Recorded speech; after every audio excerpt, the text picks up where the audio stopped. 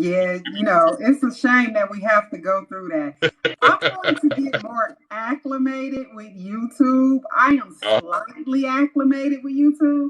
I'm going to get more acclimated with YouTube because I do keep hearing that there's a lot more freedom over there. no, it is. And I use Restream because I can post on FB and YouTube at the same time, so it's automatic. So all my stuff is automatically uploaded to YouTube. And I think one of the biggest problems that I have on this app is that I know for a fact that this app creates for sure. Keep talking, keep talking. Oh no, no, I know for a fact that they create the opportunity for division because it stirs up controversy, it stirs up, and it makes money for them. And I have an issue with that, so I just don't bother to get involved in that aspect. But what I do is when people invite me to come by their page, or when I'm traveling on my FYP and I see a conversation that's of value, I will try to come and offer something. But the one thing that I am about is creative freedom, but also the ability to have real conversations. Because if you're going to stifle and censor conversations, you're actually hurting people. Because the first thing that people are going to do when they can't have free conversations is they clam up and they don't talk. And the minute that we get people not talking, or the minute that we promote people arguing and yelling, well, then there's no healing that can be done. So that's what I do. And while we're waiting for her to come back, if anybody has any questions, by all means, please let me know. I'm here for a little bit. I don't have another counseling session for a little while. But if you have a question, please let me know. I run my mouth for a living, but if there's anything I can help with, if you have a question, by all means, let me know and just put it in the chat. I try not to look in the chat too often because I get sidetracked because I'm like, I have ADD. I'll be like, oh, look what they said. It's like a butterfly. I'll be like, oh, look at that. But no, but that's the thing that what I do is I'm a realist. And when I speak, I try to point things out to people that they can see, and I try to reach them where they are.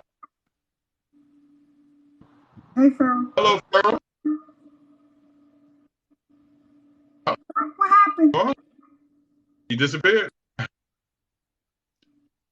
it was an accident. Okay, but that's what I do, and so again, I'm so glad that you allowed me, that you invited me, because the goal here is that the mountain is so big in terms of the negative, but what I found is that we can climb that mountain if folks are willing to open up and understand that true professionals exist on this app. Now, there's a lot of people who on television, as they say, they come on and they do great things. But what I pay attention to is I look at the what are you doing away from, and is what you posting about you? Because here's what I listen for. I listen for when you're talking, you need to remind me of how many people are following. If you need to bring up how many people are following somebody else. And what burns me up is when I hear somebody say, you only got 18 followers. Why should I talk to you? You don't know me personally. You don't even understand how insulting that. Here's what I found funny. I was reaching out to somebody. No, I was talking to somebody, and they said to me, "Well, I think I only got whatever it's 5,000, 6,000." Said at the time, you only got 2,000 followers. You ain't got enough people for me to talk. I said, so let me get this right. The 40,000 children that I have worked with over a 20-year period, the couple of thousand people that I deal with on a regular, and the fact that Ebony Essen and Jet Magazine has done articles on what I do, where I've reached people from all over the country, and I've sold the book on every continent except for Antarctica. That's not good enough to talk to you.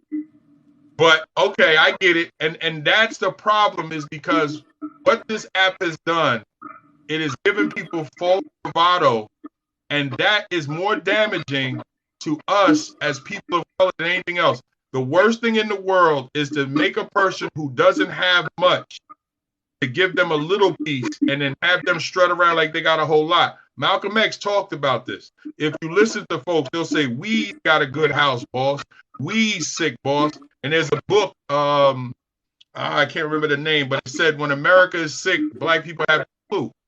And it was written in the 70s. And it talks about that we will take on the persona of certain things that are given to us, instead of actually saying, Why can't I have what the other person have? And I'll give you a perfect example of what I'm talking about. You remember MTV Cribs, right? Yeah. Now, the show was centered on, we're going to show you the houses of people, entertainers, athletes, whatever, right? Okay, Missy Elliott, Shaquille O'Neal, Redman, all these entertainers, right? Here's who they didn't show you. The owners. They didn't show you the NBA owners. They didn't show you the NFL owners. They didn't show you the record executives. They showed you the people who receive checks. They did not show you the people who write the check. And you know why? That's a way, because I remember when I was in the classroom, I asked the kids, who's Kobe Bryant? Everybody knew. Who's Shaquille O'Neal? Everybody knew. I said, who's Dr. Jerry Buss? They said, who's that? I said, you don't know who Jerry Buss is? No, who's that? I said, who's Magic Johnson? They all knew that. Who's Kareem Abdul-Jabbar? They all knew that. But you don't know who Dr. Jerry Buss is? You don't know he's the man that paid all of them? All of them. So the idea is that folks will show you the check receiver, but they won't show you the person writing the check. Of course. Commercials as well. Do you realize that Bentley doesn't have commercials? Maybach. Oh, yeah, they don't need to. Commercials. They don't need to. Maserati does it. Their soul. They do not need to trick you. Nah, they do not need to trick you. They do not need to trick you. You already know. You already know when you come in, the Bugatti, this is what it's going to cost. Yeah, well, we ain't got to talk about it. Why we got to promote it? Bugattis don't have commercials. Lamborghinis don't have commercials. They do not have commercials because, see, they know that their product is the shit. And they also know that their target audience does not have to be convinced to own one. See, here's the thing is that advertising dollars is always going to, I read a book called Hip Hop versus Matt, M-A-A-T, by Dr. Jawanza Kunjufu. He writes tremendous books. And he actually said, I make them smaller because our brothers and sisters won't read the thicker ones. But I'll make my books too. Yeah, so in the book, Hip Hop versus Matt, it talked about that folks will push things at you because they know you won't ask any questions. But the crazy part is that when you start to turn to your brothers and sisters and go, but why are we supporting this? They get mad at you. And they start to call you the hater. They start to tell you things that the commercial is telling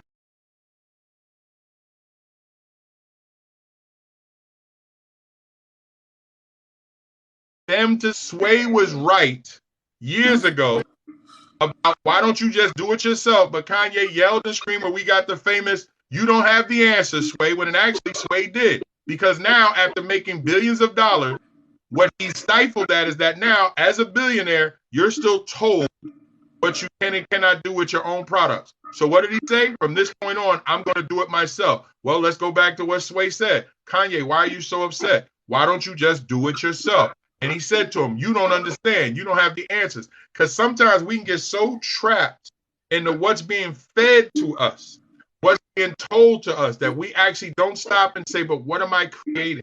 What am I connected to? What am I building? And we want somebody else to build this for us. In my classroom, I used to tell kids all the time, don't accept it because I'm telling you, just because I'm the teacher. Challenge me. Challenge me, because I'm not smarter than you. I'm older than you, and it means I got to the information first. It don't make me smarter than you. And I'll give you an example. I was sitting and I stopped in a teacher's cab years ago because my mentor said, if you want to quit teaching early, eat lunch in the teacher's cafeteria. He said, if you really want to be around for years, just take your food, go back to your classroom. And that's what I did. People used to wonder all the time, Mr. B, how come you don't come down and eat with us? Because I don't like hearing what y'all talk about. And I'm going to tell you why. I was sitting with a group of teachers, some that looked like me and some that didn't. And they were talking about how stupid some of our kids were. See, that's a problem for me. I said, they're not stupid. They just don't think what you're teaching is important. And they all looked at me like, what do you mean? I said, okay, spit 16 off the top of your head for me. And of course, folks that don't look like me said, do what? I said, spit 16 bars off the top of your head for me and make it make sense. And then the person of color said, come on, B. I said, you too, brother, because you listen to the music.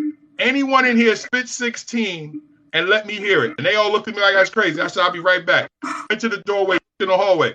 Raheem, come here. What up, B? Spit something for these folks right here that you were spitting in my classroom. Right here? Yeah, go ahead. I ain't got no music. You don't need no music. Go ahead. Not only did he go on for like 3 or 4 or 5 minutes, I said, don't curse.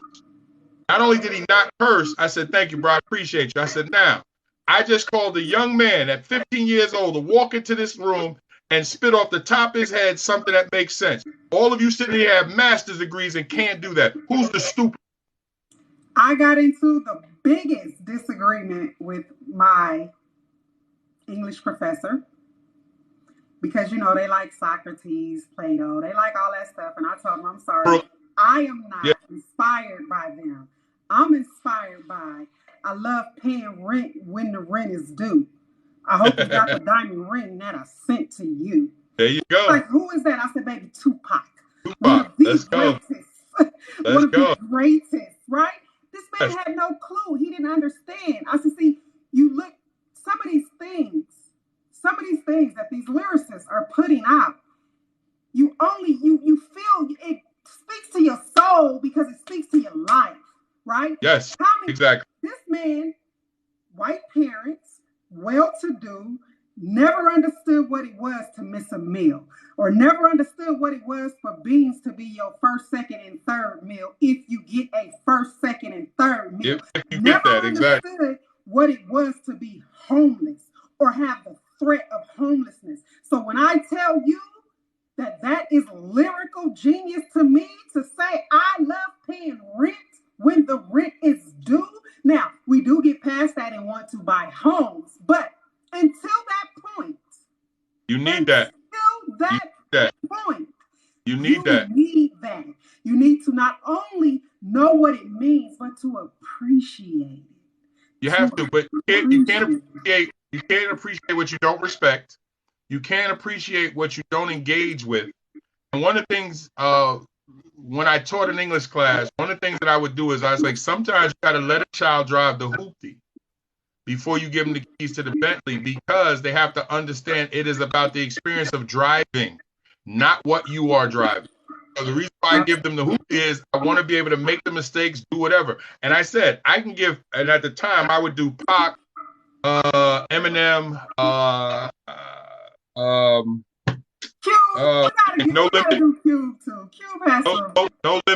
No Limit, everybody. So here's the Master P, everybody. But then what I would do is say, okay, now I'll say, you see the way we broke that down? Now I'm going to give you Shakespeare. Let's tear down Shakespeare the same way we tore down Dear Mama. What was he saying in Dear Mama? Why was he saying? Why did he say that? And I'm gonna tell you the two that you can do for anybody that's listening. Take Tupac's Dear Mama and Eminem's Cleaning Out My Closet. Older song. Take Eminem's Clean Out My Closet, Tupac's Dear Mama, and have your kids read them and say, what is Eminem saying? What is the metaphor when he's saying clean out my closet? He's letting go of bad memories. What is Tupac saying when he's talking about his mom? When he says, even though you was a crack fiend, mama, what is he saying when he says that? Why did he call his mom a crackhead? Talk to me. And here's the thing is that until you can understand where and why he was coming from what he was coming from. Now, when I say, let's go look at Shakespeare, when Shakespeare is talking about Romeo and Juliet coming from families that like each other, and now they had to try to find love. But here's the other part. Then you turn on West Side Story and say, when we read Romeo and Juliet, right? Are we not seeing the same things here with West Side Story? Let's have that conversation. I created a class. Actually, I got the curriculum somewhere here. 2004, I believe. Yeah, 2004, where I created a class where I told the principal, I'm not going to use any textbooks. And I can get the kids to do more writing than any other teacher in here. All I showed was movies. I literally had our children watching 12 Angry Men, where they were literally watching it and breaking it down. When one of the assistant principals came in, she said, how do you have them watching a black and white movie and they're paying close attention to it and they're enjoying it? I said, here's the trick. You just spoke over people's head, though. Wait, you just spoke over people's head because a lot of people know 12 Angry Men, but they know the more recent. No, I'm talking about the original black and white with Tony Curtis.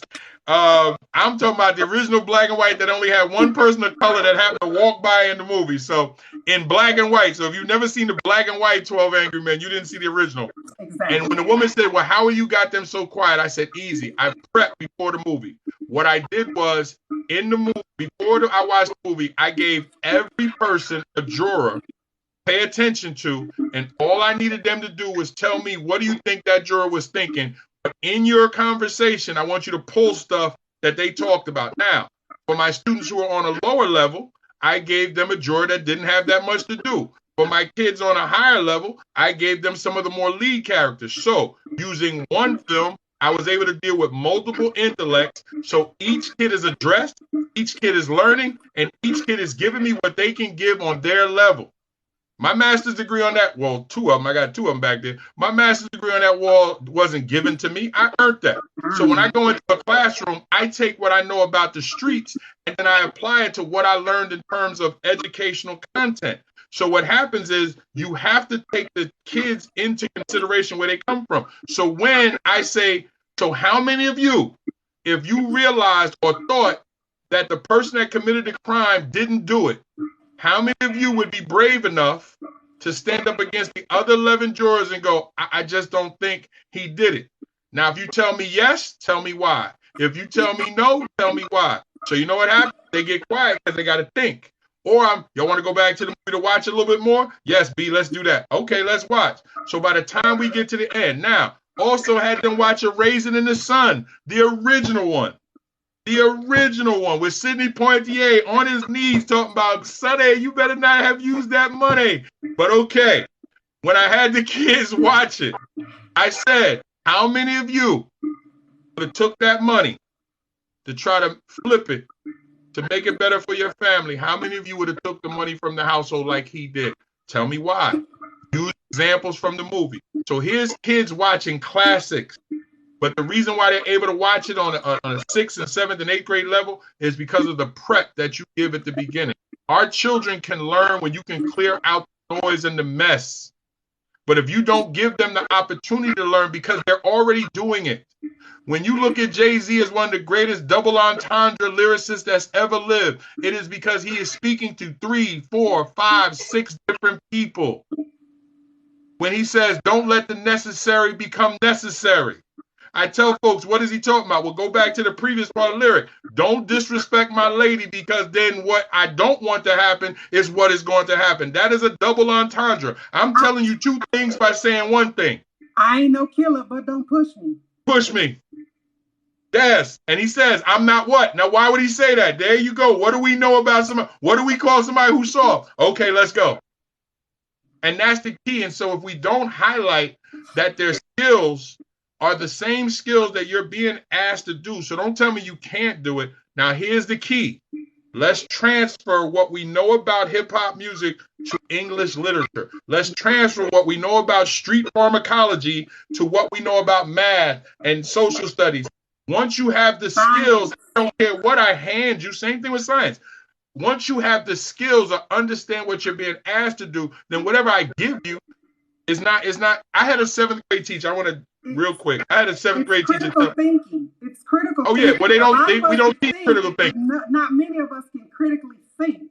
When you because we don't do it at home. Ask them to tell you why, you're requiring them to critically think. Because we don't do it at home because we don't want to be embarrassed that we don't know. I don't know how many parents would come in and they would automatically look over my shoulder and look at the paperwork on my wall. And I would say, ma'am, don't let them degrees fool you. It was either that or jail, so I just chose a degree. I was on my way to jail, but I just decided jail wasn't going to work. So I went to school because as my mother and grandmother taught me, the projects is where we live, but it is not how we think. And it doesn't have to be. It does not. And you do not have to be a product. Exactly. The system of whites do not want us to. Of course, because think about it. And we have to learn how. And that's another thing, too. You need, and I have a great point for Farrell, is that the system, yes, is set up for us not to do well. That does not mean that we can't maneuver in the system to be able to get what we have to get out of it. Case in point, you need 3 types of people in this system. You need the diplomat who's going to show up, smile, and say, hey, can we sit down, eat, and try to figure this problem out? You need the straight warrior, the person that stands outside the White House just tossing rocks. Y'all come out here and I catch you slipping, I got you. Then what you need is the infiltrator. The infiltrator is the person who sits at the table smiling, the person that says play golf, the person that says, I want to date your sister. Is that possible? And here's what happens. The the infiltrator figures out what's going on. They slide over to the window, give it to the warrior, and say, hey, take this to the diplomat, and now we good. Now, when the diplomat goes, hold on a second. Closet Talk said, y'all got money here, here, and here. How come y'all ain't say nothing? Where did they get that information from? Now the infiltrator goes, tell you what, boss, I'm cool with Closet Talk. Let me go find out, and I'll bring you back some information. Can I get a little money? Because, you know, I got to slide into where she hangs out. She not just going to let me come up in there. All right, here, take my credit card and go. Now I get to go, Closet Talk, what you need? And I buy a bunch of stuff, and now we take one person. Okay, bro, look, your family going to be well cared for, but we got to do something. Now we go back. Oh, I found it all out. Here's what we're going to do. Let's tear down this building over here. They can't do nothing. Ain't nobody there. We've already moved on to the next spot because I've already told you what they're going to do. They're excited when they see that little building tear down. But wait, didn't we get rid of them over here? I don't know how they did that, boss. Give me some more money. I'll go out there and find out what they're doing. It's all about understanding, because when I hear folks go, let's burn it all down. And do what? You can't burn down the home of somebody who has more money than you. They will let that one burn and go build another one. But if they come and burn yours down, what do you have? We have to be able to work ourselves into the body like a disease. And before they figure out what it is, surprise, I'm here. Too late. Too late. You shouldn't have let me in. Yeah. So and you talk about critical thinking, let me tell you what's funny about critical thinking. Critical thinking has to be shown to our brothers and sisters as an option and not as something that is negative. Often we don't do the extra because we consider educated folks of color, we call them names instead of embracing them. And sadly, many of our brothers and sisters who climb up that ladder to become educated get there and go, oh my gosh, they really are eating shrimp and lobster up here. I don't want to go back. No, bruh. Eat the shrimp and lobster, but then grab some, throw it in the bag, and come on back. Give it to the brothers and sisters who never had it and said, this is what they're eating up there. Y'all understand what I'm trying to do? But too many of us get there and don't want to come back off of vacation. Like, we're going to stay here at the resort. Don't want to sit at the feet, or don't want to sit at the feet. We have to, you have to be teachable, no matter how smart you believe you are, no matter how smart people make you believe you are. You still have to be teachable and reachable. See, some people are teachable but not reachable. Some people are reachable but not teachable. We need to both. Teachable and reachable. Because see, you also have to know how to communicate. But what you do on a regular and what you do well is the other part. We have to learn to become multiple tiered communicators. We have to be able to code switch in such a way that when I put my suit on and sit down, the alphabet behind my name allows me in the room. And then when I talk, they go, okay, he belongs here, so you think. But then at the same time, when I walk out of that room and undo my tie and come back around the way, I can code switch enough that brothers and sisters understand I still understand. We have to be able to communicate on multiple levels to be able to bridge the gap between what people can't see to what we see and give them reason to believe that it's doable for them. Because what happens is the other part of the lack of communication is the lack of trust. Don't nobody want no black person to do this. Don't nobody care about the hood. Don't nobody care about me. Stop that. You just met somebody. And one of the first things I would do the first week of class, no matter what year that I taught, I would say to every one of my students, one of the things I'm going to take away from you is you saying that you met someone who didn't care. You won't be able to say that in this classroom. Now, are you going to love everything that I do? No, you're probably going to hate me a lot of times, and that's okay. Hate me now, love me later. So what happens if you go on my FB page and you see all my former students who are now in their 30s and some creeping up on 35, 36, and I'm like, wow, I'm that old, okay. And they're telling me, B, like right now, I'm about to officiate the wedding of one of my former students who's getting married. He's 36 years old. So here I am about to do his wedding. Why? Because he said to me, B, you was always that dude when I was in high school. That's coming full circle. Why? Because I taught him when he was a child. Now I'm about to bless him as he goes into his marriage. And if I do what I'm supposed to and I leave the seeds there, when him and that young lady have children, hopefully, and he's already doing it because they're both coaching on higher level. Now his marriage is all of that. But I helped plant those seeds, and those seeds have come back home. So now he's saying, please come and help me with this. That's what it's supposed to look like. The first thing I officiated as a pastor outside of a sermon was a funeral. And it was the funeral of a gang member. Mm-hmm. And this gang member parent and I gangbang together. Mm-hmm. And to see the change in me was inspiring to that person. I ended up officiating about 6 funerals in like a month's time. That let me know I was trusted first and foremost. Mm-hmm. I was trusted. Of course. You have to trust someone. Yep. To officiate a wedding or a funeral. You have to really come in that close. Yeah. You have to believe in what they stand for and what they do. You have to believe in it. And great point. It wasn't when I got my degree that I felt I arrived. I appreciated it. I was happy, but it was in being trusted. Yeah. When somebody asks you to come in and do that. Yes. That's when I knew. 100%. 100%. And the thing is, when I run in, and I remember when I started taking my kids into my oldest sons now, one is 30, the other one is 26. I remember when they were younger, I took them into my old neighborhood when I was selling my books, and they were having like one of the festival days where everybody comes back, old timers days, whatever.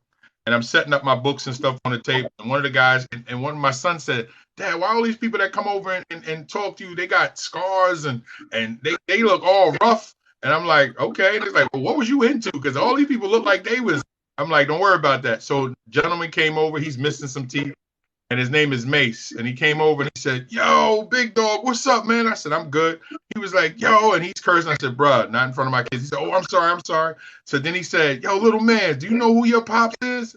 And I was like, they don't even know all that. And he said, "Oh, I'm sorry. And then he said, "But yo, your father saved my life, man." He was like, "Yo, I was at a crack spot and your father came and got me. And yo, you never told him that story." I'm like, "Well, I got to tell him now because I told you close your mouth, man, but okay." And he said, "All right, I'm sorry, big dog. I'm sorry." And he gave me a big hug and he walked away. So my son's is looking at me like, and when we were walking back to the car and he said, "Yo, you got a book?" And I gave him one. He said, nah, I got to support. So he bought like 5 books. I'm like, okay, cool. So we walking back to the car. My son said, "I don't understand that he was in, why were you at a crack house?" I said, "Okay, well, I'll tell you the whole story."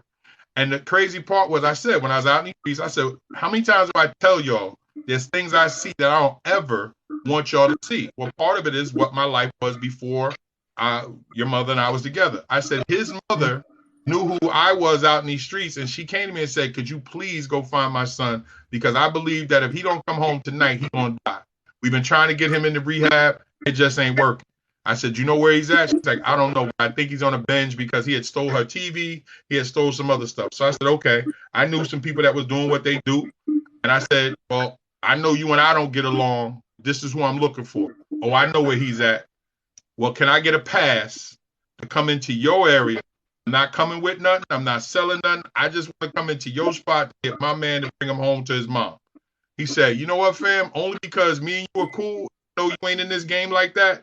I said, "Well, you know who I'm connected to, but that's not what this is." And this is what the other brother said to me. He said, "I'm going to let you rock because I hope someday somebody come get me like you're coming to get your man." And when I came in there, it was like a scene from The Temptations. My man was sitting there with the basketball gear on, smoked out, just like you were seeing him. And I was like, "Come on, Mace, let's go." And he's like, "Nah, come on, Mace, let's go." And when I took him home to his mom, they took him to rehab after that. Cool. And I went back. Thank the man for allowing me to come through. Another time I was with my sons, and again, when I lived in New York, woman came over, gave me a big hug. My sons were kind of like, "Who's that?"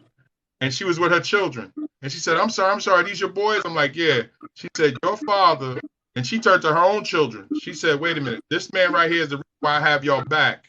And it's actually in my book, and I talk about it. One night she came in when I was working at a motel and she wanted money. And I was like, "Get out of here." And she was smelling bad, looking bad. She's like, "Please." I said, "Go. I ain't got no time." Then she came back and was, "All right, I know. Can I just get a room to lay down?" I said, "Oh, hell no, get out of here. And I ain't giving you nothing." And she came back and said, "Please. You don't understand. I just need to be able to use the bathroom." And I knew when I gave her the key to the bathroom, she wasn't coming out of the room. So I said, "Check this out. Give this room. You staying until 5 in the morning, then you're out. I think it was like 2 o'clock in the morning. I said, 5 o'clock, you got to be out, because if I don't get you out of there and I can't clean that room, I'm going to lose my job. So I gave her the key. So I'm sitting there in the motel and forgot. Here it is like 6:30. Our replacement comes on 8 o'clock. And I'm thinking, oh my God, I done forgot this damn crackhead is in the room. So I go to the back room and I see the door wide open. I said, see, this is why I don't mess with these crackheads. She done left the damn door open. I go in the room, it's perfectly neat. Nothing's been touched, nothing. I look in the bathroom, everything's neat. The key is sitting on the bed. I see there's an imprint on the bed. I guess she sat down. I picked the key up, moved out the bed. I was good. Now, that was 1990. 1992, I'm in Alexander's, which is like a Macy's in New York. And I'm walking. I see this real thick sister. And I'm looking, of course, I was being nasty. I just see the cheeks. And I want to go see who that is. And she turned around and it was her.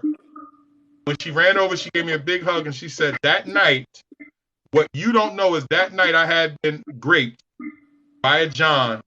And she said, I had nowhere else to go. And I always remembered that you treated me with respect, even though you knew what I was out in these streets. And I had nowhere else to go. And she said, if you hadn't given me a key that night, I probably would have died. I said, but you didn't stay in the room. She said, yes. When I sat down, I said, if I lay down, I'm not going to wake up by 8 o'clock. And I didn't want you to get fired because I didn't want you to not be able to help somebody else. She said, that night I walked all the way to JCAP and checked myself in. And then a couple years later is when I got my kids back. So when I ran into her in 93, 94 with my sons, that's why she told her children, I don't want you back if it wasn't for this man.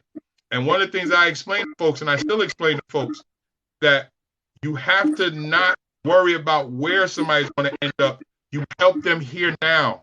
You do what you do now. It's about the communication now. It's also trust, which you just mentioned when you were doing the wedding. When people trust you, there's parts about them that they will share with you that they do not share with anybody else. I had no idea what had happened to her that night. But because of how I treated her on a regular, even though she was a crackhead and prostitute and everything else, I still saw her as a woman. Now, that night, I see that she looked bad, smelled bad, everything. But when she came back and said, please, I don't have nowhere else to go, I wasn't raised to just turn people away. So even though it could have cost my job, I took a chance and I was like, okay. Now, I have to be honest. There are times that many of us, yourself and myself, will do things like that and get burned. But you cannot allow that to stop you from helping people, because the stories that she tells to other people, I can't write those.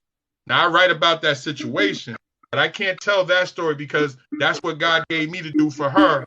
That's what we have to do for each other. Absolutely. Two things.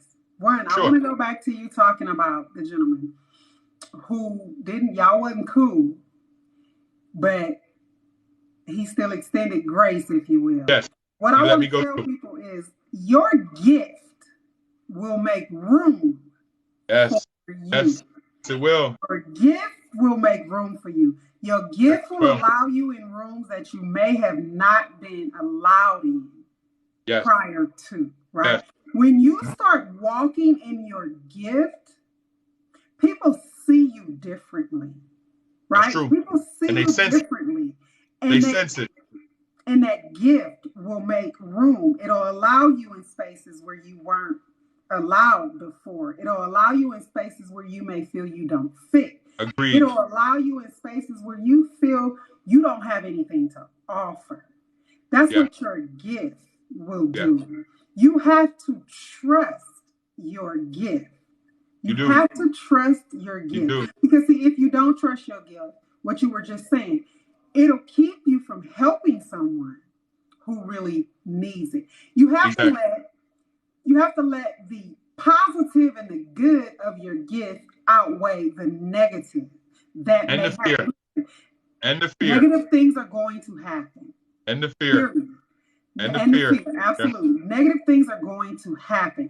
But this is what I was talking about when I told you guys early on. We have to stop paying so much attention to those who don't rock with us, to those who don't like us, and pay attention to those who do like us and to those who need us. Exactly. Stop reacting to those people too. Our attention and our energy That is where we must focus our attention and our energy. Because, see, we're more help there than we are into feeding into the negative. Yes. We're more help there. Because, see, one of the things that I learned in my senior seminar class in college, when we got into class, he asked us to introduce ourselves and say a little bit about ourselves. One of the things I said was, my name, who I am, my kids, and that I am a Christian at the time. That was what I said, right? And so throughout the class, we had a man who was anti-Christian. So he took every chance he can to take a dig at me because of what I said the day that I stood up and introduced myself. Now, one of the things that were required upon leaving the class was regurgitate what you had said and also what, if anything, changed in you. A young man got up, 18, 19 years old, got up, and he said, I was positively affected by what I had said, and here is why. She told us she was Christian. This man took time to put her down and to put Christianity down as many times as he possibly could. This man was homeless. I took time before class because we, at some point we had assigned seating. You just kind of start sitting where you always sit. I would take time before class to go buy food and sit on his desk. Unknowingly to anybody, I assumed, because I would do it before class started. This man said, I watched this woman feed this man who had vile things to say about not only her, but about what she believes. I watched her do this. Never looked for any accolades, attaboy, anything. She always did it in silence where other people could not see it. He said, she has forever changed my life. Forever. Because she didn't care about the negative things that man had said about her and about the religion that she followed. She knew he needed help and she met the need. That is how we have to be. Focus on the positive. Focus on what we can do to positively affect someone's life. Don't worry about naysayers. When you're doing it right, the faith doesn't come into play. See, when you're doing it right, no one goes, oh, she did that because she was a Christian. No, I'm glad she did that. Like, when I do what I do, people don't go, oh, it's because Big Keith is a Christian. No, it's just that's what Big Dog does. And most people know me as Big Dog, and some people know me as Mr. B, and some people know me as KL. However you know me, what you have come to know is that I'm a person that can be counted on to do what I do. That same person that we talked about, what's funny is I ran into him one other night, and he said, you know what's funny, fam? My people wanted me to blast you. I said, I know. He said, but the crazy part was, I've never had words with you. He said, actually, I asked my mans, have y'all ever had beef with him? He said, nah, I don't even know the brother. He said, yeah, exactly. He's like, I've seen him, but I've never seen him out on the block like that. Well, first of all, I was smart enough to not be seen in a lot of situations. But also, when you talk about your gifts make a way for you, the thing is, when we get past the fear and allow our gifts to be seen, what's going to happen is other people will identify that and be able to go, no, that has to be protected. So I've never worried about my religious position because I don't look at religion the same way as other people. I fight with Christians more than I do anything else because I say, all you got to do is look at the faith. Jesus came here fighting with Christians. He didn't fight with regular folks. He was fighting with the church folks. And church folks get mad at me. I'm like, y'all know it was church folks that killed Jesus, right? Y'all know it was church folks that put the hit in place. The Romans did the deed, but it was the church folks that put it in place. So y'all get mad if you want to. Don't come at me because my second master's degree is in human service counseling, specialized in Christian ministry. Don't play with it. But the idea is your gifts, when they make way, here's the thing that happens. So when him and I were sitting and talking, he said, yo, you was willing to die for that man? He said, I never worried about that. I told him, I never worried about that. said, you weren't worried? No. He said, because my whole thing is if you would have had said no, I wasn't going to force you. I wasn't in a position to force you. I knew that the only way I could go help that man was if you gave me permission. I had no problem with humbling myself and asking you. And I had the same situation when I was teaching. A mother came to me and said, yo, my young son is out on the block.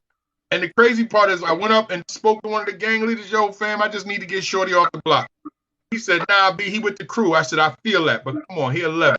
Let me get him off the block because his mom is X, Y, and Z. My first 7 years of teaching, I went to 8 funerals. And I remember sitting with a mother who said, I said, look, I did everything I could for your son. I'm sorry. She's like, I know, but I got 5 other kids I got to worry about.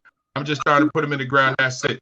A year later, his sister is sitting in my class, and right behind her head is the mural from her brother on my wall. And I said to her, do you want me to take that down? Is that uncomfortable for you? She said, no, leave it there, because I remember when you used to come by the house to try to get him to act right. He didn't listen. It's okay. I like seeing it. My mom doesn't put any pictures up of him. And these are the things that we have to understand, is that I don't have to prove myself to anybody, so I don't.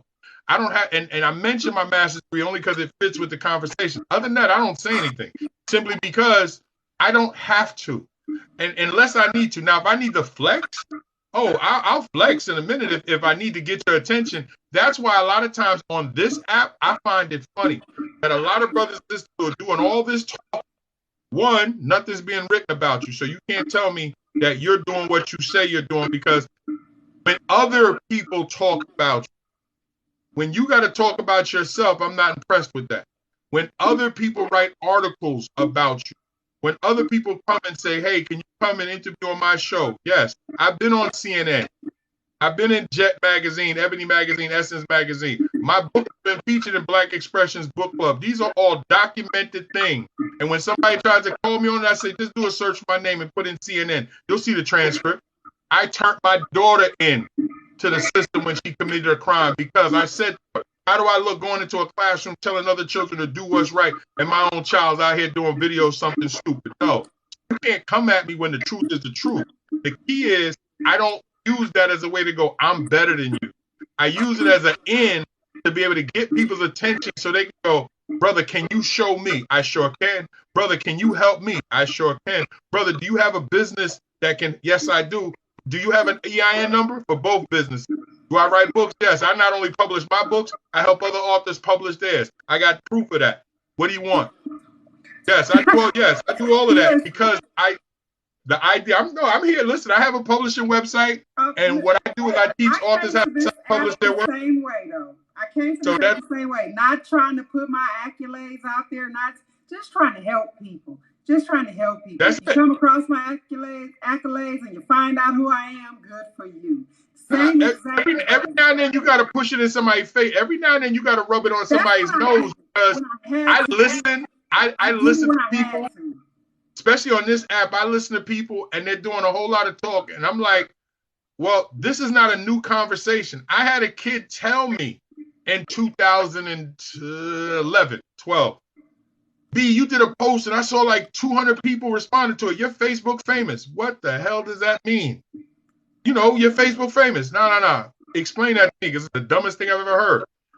You know, like, yo, you famous. People responded to your post. I said, so let me get this right. And I said, everybody put their pens down. Eyes up here.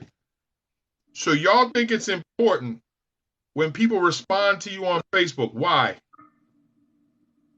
And then they started trying to explain. It means you did something. Did what? I mean, you got people to respond. How does that make money when you get older? How does Facebook famous help me feed my children? I did an interview here where I am. Did an interview. It made the paper, all of that stuff. I had more people reach out to editor trying to find me. Of course. Reach out to me. Of course. Because of that interview, the power of that interview and the things that were said in that interview. I don't care about fame. There you go. I've said many times across this app, I don't care what goes viral, who it is that goes viral, as long as the message gets out. I care more about the message reaching the people that it should reach, because a lot of times when things go viral, they still don't reach the people that it should reach. You know what? That's a made up term, because you know how many people it take to change their life? One. You go viral, you reach a million, 2 million people that don't need what you're giving, that don't need it. And the funny thing is, still never got it. What's the value of going viral if you don't have the back end foundation? Meaning, I find it interesting, like I said, when people talk about what they have. I have X amount of followers and all this other stuff. I get you. But if on the back end, you don't have documented businesses, on the back end, you don't have products, and I'm not talking about merch. I ain't talking about some t-shirts and sweatshirts that anybody can create. I'm talking about actual programs or the ability to stand in front of people and educate people just on what you say. I am a walking product. I get paid a ridiculous amount of money to speak. I get paid a ridiculous amount of money to put programs together. You sent me a message on how much do I charge for a session. That was the discounted price. I just want you to know that. We ain't got to talk. That was a discounted price. But the idea, but the idea is what I laughed at. No, okay, I'm sorry. You see, I said thank you, right? Because but it's okay, because the point I'm getting at is because some of these same people will spend 4, 5, 6 hours on this app. Get the gifts as they come. That's okay. Get your pennies. Snatch them. I don't talk for pennies. I talk when I choose to talk, and I talk when I want to talk. But when I show up, I work less than most folks and get paid more than most folks. And that's not a flex, that's true. And the reason why is because we're spending time on the wrong things. And those that don't look like us not only understand this, they try to insulate themselves from letting this information get out. Because if we really understood how much money we could make without having to spend so much time making it, not only would we be kicking ourselves in the behind, we would then understand why folks are literally out here trying to hold the door closed, because you're going to be like, wait a minute, you're dumber than a brick. Yes, I am. But my father taught me how to make money. But you're dumb as a brick. Yeah, because I ain't never really had to go learn anything. So wait a minute, you can get paid $2,000 for a presentation? Yes, for a whole hour. Really? $2,000? Yes. I didn't know that. Yes.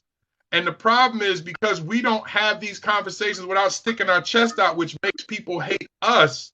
So when I sit down and explain to somebody, do you know I had a contract with the federal government? That I sat right in this same seat and made 6 figures right here doing presentations and doing counseling sessions. Right here, 6 figures. Contract with the government. Why? Because they saw me as a professional. So if the United States government understands that my talent is worth X, Y, and Z, why would I then look to take less or pennies from an app that doesn't even consider what I say important? Our priorities are screwed up because most of the time we haven't sat under enough folks to see what that looks like. My business, I have a business coach, a mentor, and I have a literary coach that me and her talk on a regular. When you don't sit at the people of people who have done it, then you repeat foolishness. And we start wanting to be king and queens of the mud puddle when the pond and the sea and the ocean is right there. So we're fighting each other to the death in the mud puddle because I want to be king and queen of mud puddle. And then we stand in the mud puddle and we dance. I'm the king of the app, an app that you don't own. And I hear people say, you're going to get off this app. How do you control something that you don't own? That the people that you're talking about don't even know your name. I've made this app so much money. You haven't made this app anything because they don't even mention you when they talk about top influencers who are making money on social media. And all those people don't look like us. So we're regurgitating foolishness because we want to be king of the mud puddle. That mental health problem is why we can't get help because we don't know how to stop and say, so hold on, big dog. So how do I get to the ocean? First, you get the hell out the mud puddle. And then we go over to the pond and we take that over. Then we take some of our allies from the pond and we figure out how to rough off the sea. And when we get over to the sea, we take some of our other folks who don't look like us and other folks who was already there, and now we plot on how we going to get our little part of the ocean, and we good. And once you get there, why the hell would I go back to a mud puddle? Why would I go back to charging pennies? Why would I take pennies when I just had the U.S. government say, here's 6 figures for sitting in your house in my flip-flops and shorts, and all I got to wear is the polo shirt up top because that's all they can see? Why would I do that? And if we're not having those conversations, or if you can't show me how to do that, then what are you really doing but glorifying yourself? That's a mental condition.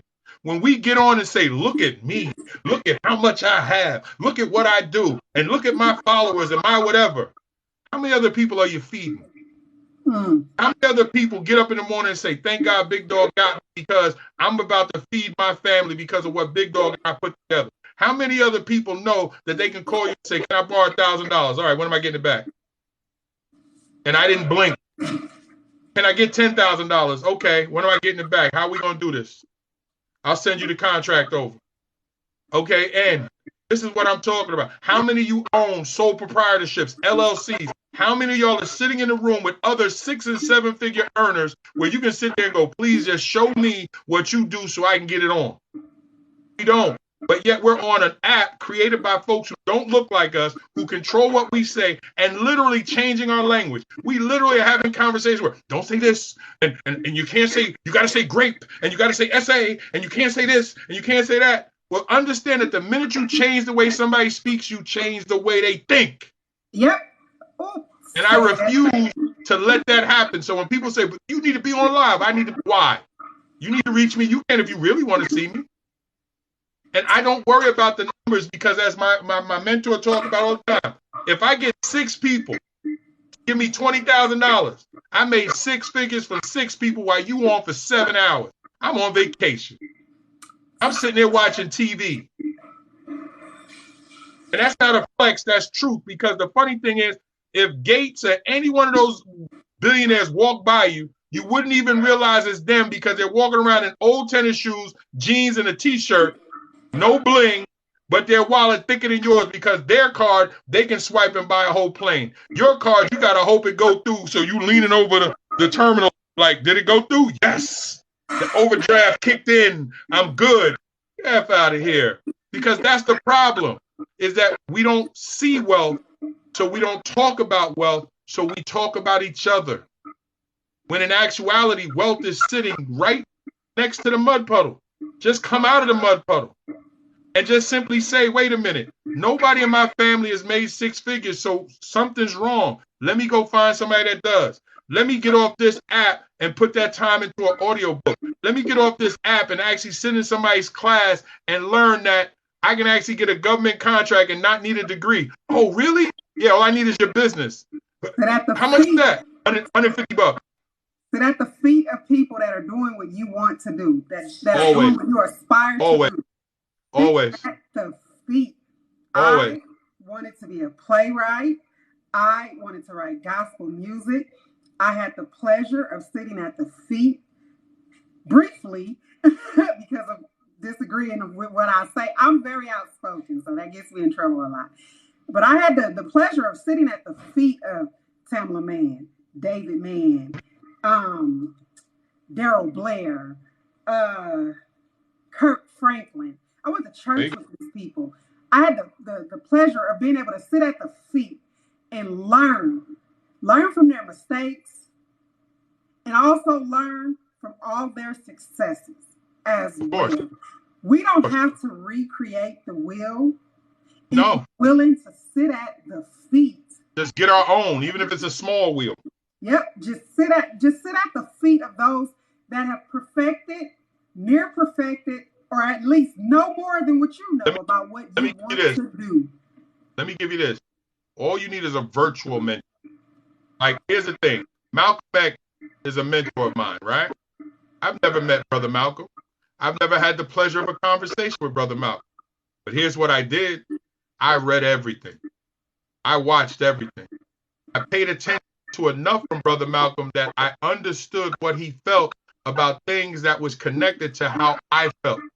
So I didn't need to be with Brother Malcolm to know that one of the things I can't be is drunk or high and everything else, because if it clouds my mind, that allows me not to be who God created me to be. See, so what we also have to do is that we're living in a time that information is more available to us than any other time in the history of people of color or anybody on the planet. Forget color. Anybody on the planet. So you don't actually have to be in the room with the person. What you have to do is get a virtual mentor. All you have to do is go, Grant Cardone made $1 billion.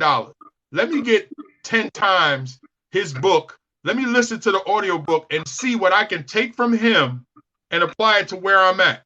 And if I'm listening to Grant Cardone, but then I turn around and I listen to a brother over here, and I see that what the brother is telling me over here is the same thing that Grant Cardone is telling me over here. Okay, if I want to work with a brother, then let me focus on the brother over here. Now, when I listen, one of the first things the brother said is that I should have an LLC or a sole proprietorship in place. Well, right there, stop. Do you have those things? If the answer is no, that's where you start your work. Now your research is, let me research sole proprietorships. Let me research LLCs. Let me figure which one is better for me. Let me check myself. Now I've given myself homework with never having met any of these men. All I need is the information. Why do you think they kept slaves from reading? Because the more intelligent you are, the more dangerous you are, because it is the easiest way you can process information. This is why they killed the leaders. They don't kill the ones that they already got in the pocket. They ain't got to kill you, but I'm going to kill people who mobilize other people, because now that's who's dangerous. Martin and Malcolm didn't dislike each other. They just were on opposite ends of the fight. You're going to fight it from this position as a Muslim. I'm going to fight it from this position as a Christian, but we both agree that people of color need to be in a better position in this country. I just believe in a nonviolence way. You believe in taking up the weapon. And the crazy part is they were slowly coming together, and they were like, oh, no, we got to take out both of them.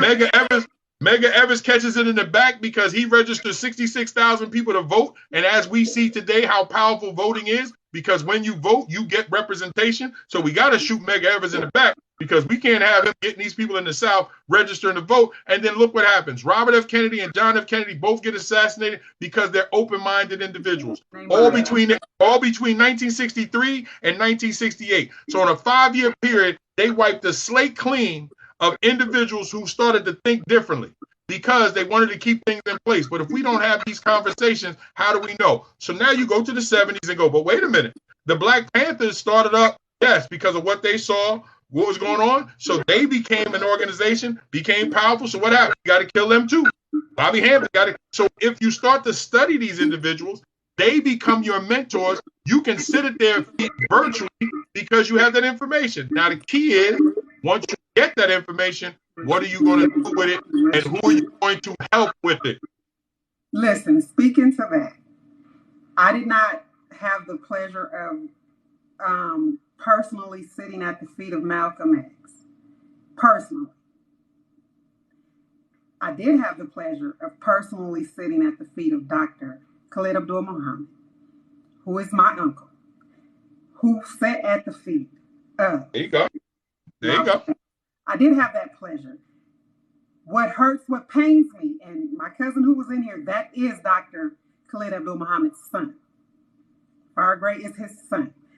What pains me, and I had this conversation with my cousin. Like I said, he's my little big cousin. Mm-hmm. I didn't appreciate the feet that I had to sit at until they were gone. Of course. Until they were gone.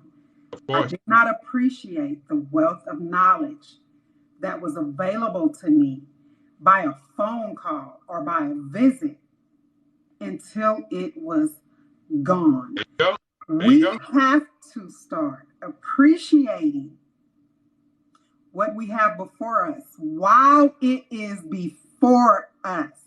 When you can ask direct questions and get feedback that can help you instead of making the mistakes, which is what you're doing right now. By you inviting me to your space, people who come to see you have now learned who I am.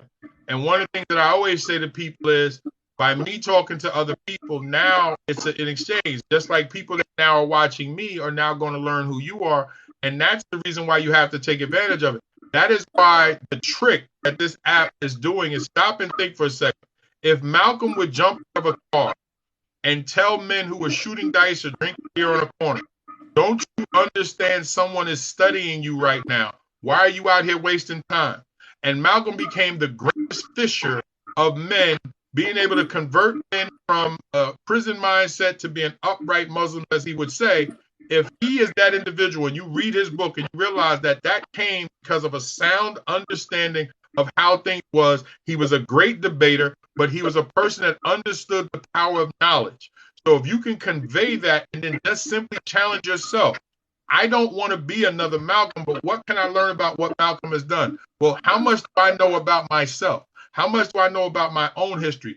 How well can I communicate that I pass that on to someone else, that they don't feel like I'm speaking down to them, but I'm speaking into them?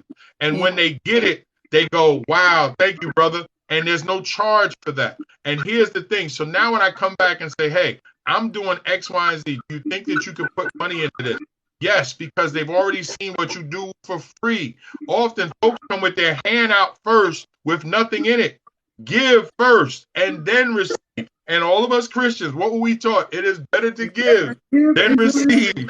But we don't understand that. Also, the Lord said, if we just commit to service, all that we serve in the name of somebody who is not us will be returned to us tenfold. But because most of us are stuck trying to hold on to what we have, we don't know how to give. And that is the problem. One of the things I taught. But good information. Have their hand like this, baby. Exactly. Can't help you. Can't help you. Can't get nothing in that hand. Good information, and I say this to kids, and I say this to adults all the time.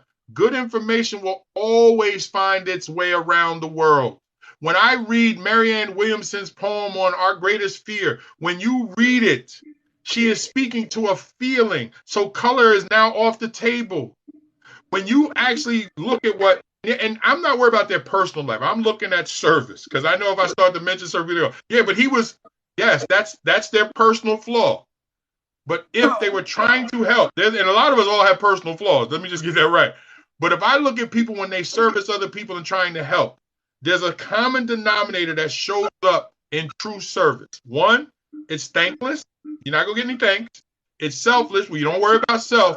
And what it is that it affects people in ways that do not show itself at the time that it is being given. It is later on that somebody says, in watching Closet Talk to this brother, I realized this and I went and did this. That may not come full circle to you, but your children may go, hey, your grandmother did this for me. You know how many kids used to say to my sons, you know what your father has done for me? All right, thank you. And I try to downplay it. But here's another thing I learned. A sister taught me this. When somebody's offering you a compliment, when somebody is saying something righteous about you, shut your mouth. Don't downplay it. Don't stop them.